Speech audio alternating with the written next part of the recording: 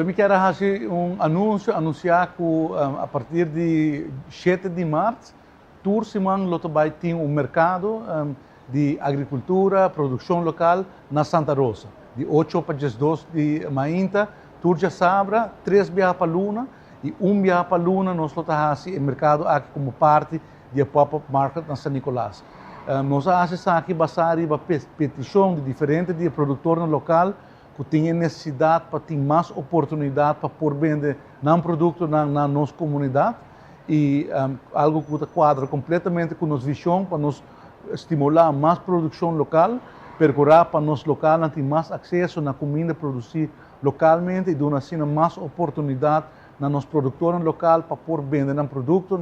e fazer-nos menos dependentes de importação e com a meta com o tipo de incentivo aqui projeto assim que estimular a produção de produtos local do setor primário na Aruba e por motivo é nós dando ouvido na produtor e o qual que está o mercado viagem para Luna agora que está o mercado 3 viagens para Luna turja sabra na Santa Rosa e 1 viagem para Luna na Plaza Lolita na São Nicolás. De forma aqui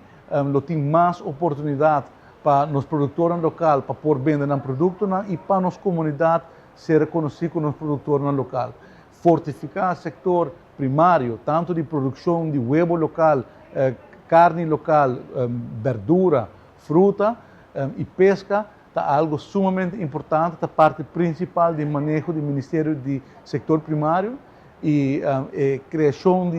de mercado caminho que os produtores não por vender e nos locais não por compra está importante para por estimular o setor primário na Aruba. Pois me dá uma invitação cordial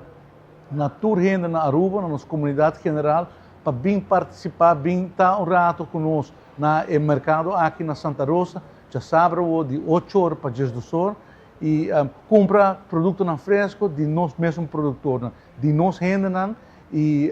bota compra comida que está mais saudável, mais fresco, produzir localmente e bota ajuda também nos produtores locais de forma aqui nós por estimular outros que quizás também está interessado para vai de ramo aqui de produção local, pero quizás tem medo, quizás está pensando que não tem mercado para vender produto, pero se nos tour ajuda para dar fugir como clientela e compra de los produtores locais, nos ajuda para não vai adiante e nos ajuda a Aruba vai adiante para nós estar menos dependente de fatores externos. Pois, dia mais, uma invitação para participar no mercado, já sabe,